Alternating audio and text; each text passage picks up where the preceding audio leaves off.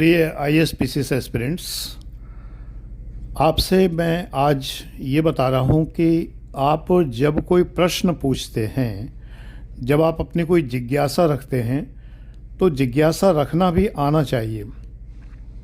IAS-PCS में सफलता का जो एक महत्वपूर्ण राज है, जो एक बहुत बड़ा एक सीक्रेट है, वो ये है कि आप टू द पॉइंट बोलें, टू द पॉइंट लिखें, टू द पॉइंट कहें, टू द पॉइंट पूछें, टू द पॉइंट बताएं। ये सब चीज़ें टू द पॉइंट होनी चाहिए। इनफैक्ट जब आप टू द पॉइंट नहीं होते, इसका मतलब ये है कि आप वेग हैं और आप बहुत ही ज़्यादा अनक्लियर हैं, आप अपनी बात में क्लियर नहीं हैं। मैं उदाहरण दे के बताऊँगा आपको। आप कई बार ऐसे प्रश्न पूछते हैं जो कि नहीं पूछने चाहिए, जिन प्रश्नों को पूछने का कोई औचित्य नहीं है। जैसे कि आप ये पूछते हैं कि गुरुजी, मैं एक कोचिंग में पढ़ाता हूँ और मेरे पास कुल मिला के 4 घंटे बचते हैं, 8 घंटे मेरे पास नहीं है, तो मुझे आप कुछ राय दीजिए कि मैं क्या करूँ। फॉर एग्ज़ाम्पल, आप कोचिंग में पढ़ाते हैं, या बैंक में नौकरी करते हैं, या आप प्राइवेट अपनी दुकान करते हैं, या कुछ भी। इनफैक्ट जब आपके पास 4 घंटे हैं तो बेटे आप 4 घंटे को 8 घंटे में स्ट्रेच नहीं कर सकते। अभी तक वैज्ञानिकों ने ऐसा कोई फार्मूला नहीं बनाया है कि आप 4 घंटे को 8 घंटे में खींच सकें। आपको अपना सोना कम करना पड़ेगा, आपको अपने खाने का टाइम कम करना पड़ेगा। अगर आप आधे घंटे पौन घंटे में खाना खाते हैं तो आपको 15 मिनट में खाना खाना पड़ेगा। अगर आप स्नान करने में आधा घंटा लेते हैं तो 15 मिनट में स्नान करना पड़ेगा। अगर आप दोस्तों से बातें करने में 2 घंटे बर्बाद करते हैं तो वो 2 घंटे आपको ख़त्म करने पड़ेंगे। उनसे बातें करने में जो नष्ट करते हैं वो नष्ट ना करें आप। ये मुझसे पूछने का प्रश्न नहीं है, मैं क्या बताऊँगा। आपके पास समय नहीं है तो मैं आपका समय प्रबंधन कैसे करूँगा। आप में से किसी ने पूछा है कि गुरुजी मेरा टाइम मैनेजमेंट कर दीजिए, मेरे पास कुल मिला के 3 घंटे हैं।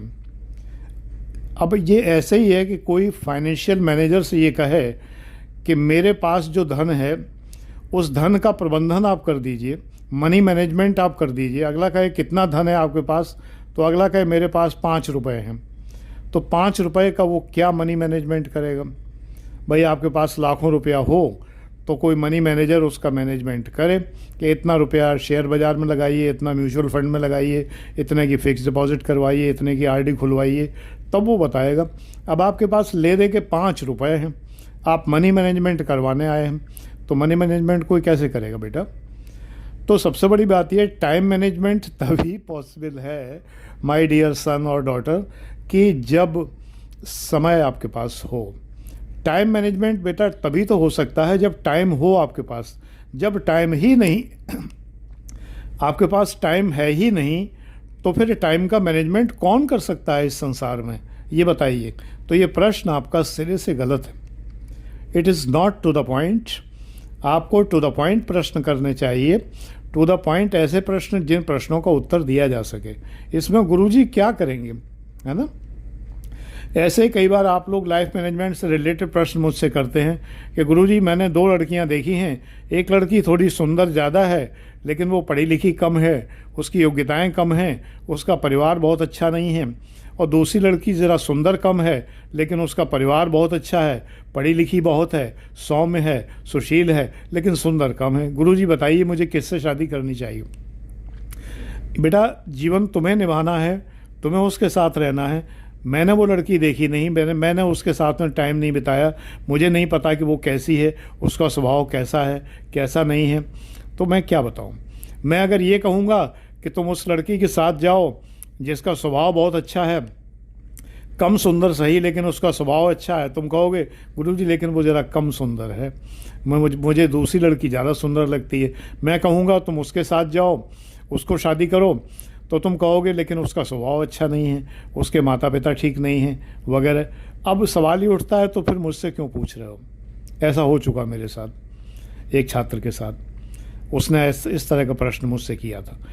तो बेटे ये प्रश्न आपके टू द पॉइंट नहीं है, IAS एस्पिरेंट लायक नहीं है, ये प्रश्न आपके उचित नहीं है। दूसरी बात मैं आपको ये बताना चाहता हूँ, इस चैनल पर मैं वीडियोस कम अपलोड कर रहा हूँ, अपलोड भी कर रहा हूँ तो उनमें पढ़ा नहीं रहा हूँ। लेकिन 2000 से ज़्यादा वीडियोस पढ़ाने वाले इस पे एग्जिस्टिंग हैं, उनको आप लोग देखिए, उन पर कमेंट करिए, जिससे मुझे पता चल जाएगा आपने पुराने वीडियो देखे, है ना। चाहे कमेंट में आप ओके सर ही क्यों ना लिख दें, चाहे आप अपना ये लिख दें कि इस वीडियो से आपको क्या प्राप्त हुआ, इतना ही लिख दीजिए। मेरी प्रशंसा मत करिए कि गुरुजी आपने बहुत अच्छा पढ़ाया, बिल्कुल मत करिए, वो तो मुझे पता है कि मैं बहुत अच्छा पढ़ाता हूँ, मुझे कोई संदेह नहीं है। लेकिन ये है कि आप केवल कुछ भी कमेंट कर दीजिए, एक डॉट रख दीजिए कमेंट में, तो मुझे पता चल जाएगा कि आपने मेरा पुराना वीडियो देखा, तो मैं और मोटिवेट होऊंगा कि मैं आपको और ज़्यादा मैटर दूं। तो सबसे बड़ी बात यह है कि जब आप ये पूछते हैं, एक प्रश्न आपका ये भी होता है कि गुरुजी मुझे यूपीएससी की तैयारी करनी है, मैं क्या करूं। तो मेरा एक नेचुरल सा एक उत्तर होता है कि बेटा फ्री वीडियोस तो मैं अपलोड नहीं कर रहा, मेरा कोई पेड क्लास ज्वाइन कर लीजिए। और पेड क्लास मेरे 4900 से लेके 1,80,000 तक के। एक मैंने नया बैच अभी लॉन्च किया है, कुल मिला के 10,900 रुपये का है। इसके अंदर यूपी स्पेशल पेपर 5 पेपर 6 भी है और सारा प्री स्पेशल है। बहुत अच्छा बैच है ये। आगे इसकी फ़ीस बढ़ के 20,900 हो जाएगी, तो ये आप ज्वाइन कर सकते हैं। तो आप कहते हैं नहीं गुरुजी मैं सेल्फ तैयारी करना चाहता हूँ, आप मुझे कुछ ऐसा बताइए कि मैं IAS PCS बन जाऊँ।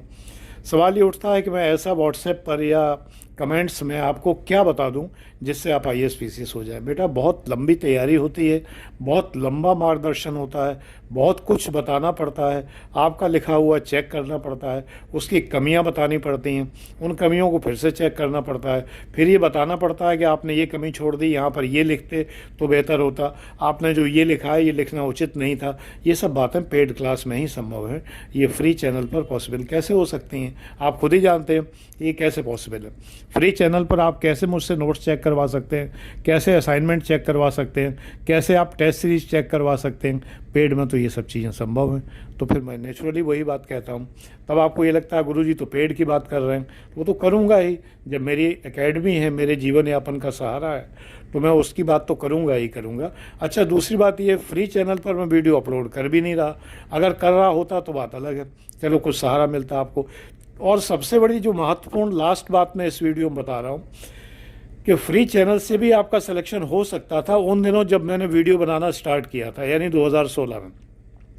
क्योंकि तब मैं वीडियो बनाता था, एक और अधिकारी, रिटायर्ड अधिकारी वीडियो बनाते थे, ज़्यादा चैनल थे ही नहीं, हम ही 2 लोगों के चैनल हुआ करते थे। उन्हीं से मैं इंस्पायर भी हुआ था, रोमन सैनी से जो IAS रहे थे, उनसे इंस्पायर होकर मैंने अपना चैनल खोला था। वो भी IAS रहे थे और मैं भी IAS रैंक से रिटायर्ड था, असिस्टेंट कमिश्नर से रिटायर्ड था, जो IAS के इक्विवेलेंट रैंक होता है। मैं PCS अधिकारी था और प्रमोट होकर यहाँ तक पहुँचा था। बाकी कोई वीडियोस हुआ ही नहीं करते थे। आज क्या है कि आप मेरे वीडियो देखोगे तो आप तमाम उल जलूल लोगों के वीडियो भी देखोगे, यूट्यूब पर अपना टाइम वेस्ट करोगे और नतीजा ये होगा कि फेल हो जाओगे, क्योंकि उन्हें पढ़ाना आता नहीं है। तमाम लोग ऐसे हैं जिन्हें पढ़ाना आता नहीं है। हाँ, उन्हें गिमिक्स आती हैं, हंसी मजाक आता है, जोकरी आती है, कॉमेडियन पना आता है, बहुत सस्ती सस्ती फीस में आपको पढ़ा रहे हैं और प्रसिद्ध भी हैं, हिंदुस्तान भर में मशहूर हो गए हैं। इसी बात के लिए गरीबों के मसीहा समझे जाते हैं। उनको आप ज्वाइन करोगे और पास होगे नहीं आप, क्योंकि उनको ना मेंस का कुछ आता है, ना इंटरव्यू का कुछ आता है। प्रीलिम्स में भी वो रेलवे के लेवल का पढ़ाते हैं, वो सब पढ़ के आप IAS तो होगे नहीं।